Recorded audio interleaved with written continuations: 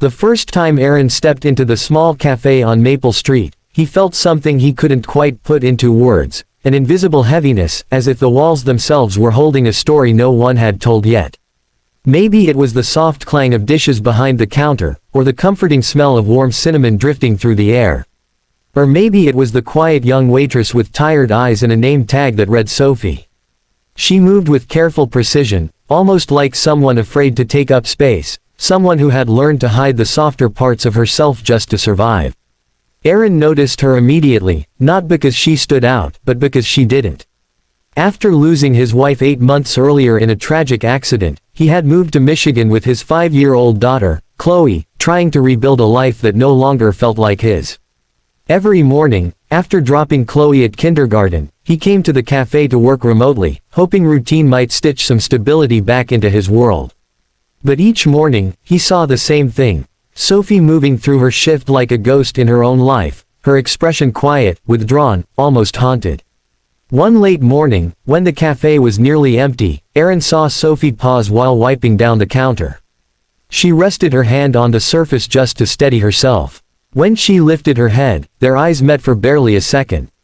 She looked away immediately, but in that brief moment, Aaron saw something raw, pain deep enough to feel like a physical weight. He stayed silent, unsure if he had any right to step into someone else's darkness when he was still struggling with his own. But the next rainy Thursday changed everything.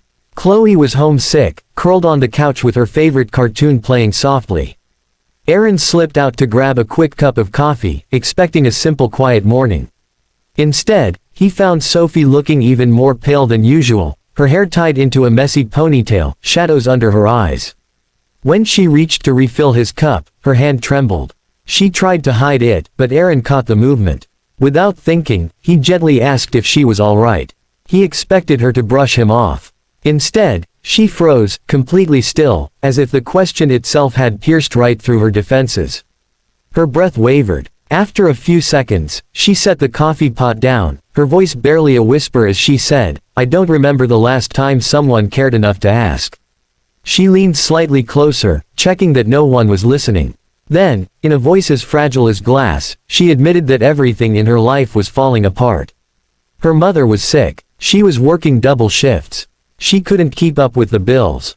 She lived in constant fear of losing everything. She blinked away tears with the kind of practiced strength only someone who never allows themselves to break could have.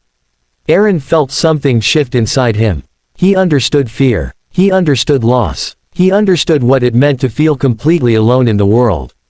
Their grief was different, but it echoed the same truth: they were both fighting battles no one else could see.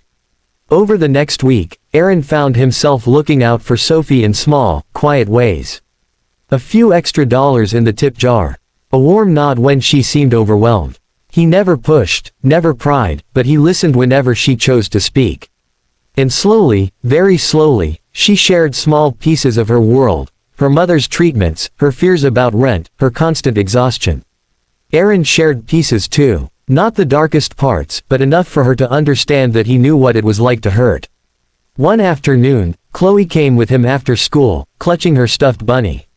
She burst into laughter the moment she saw Sophie approach the table. Something incredible happened. Then, Sophie's expression softened. Not a full smile, not yet. But for the first time, her eyes warmed.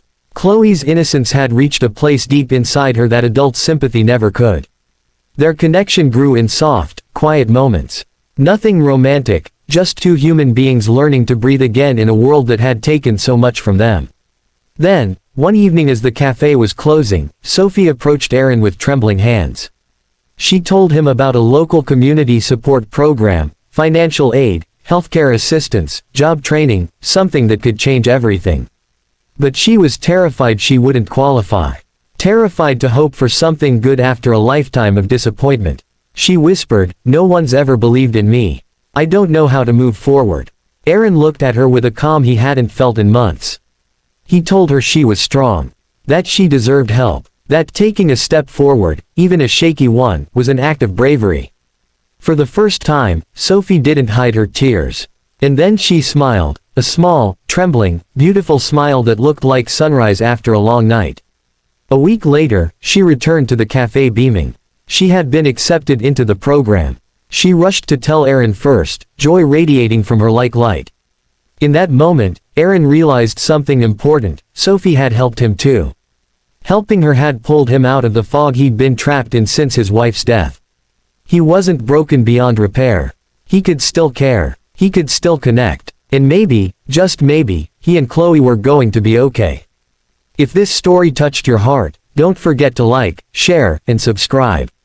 And tell us, has a small act of kindness ever changed your life?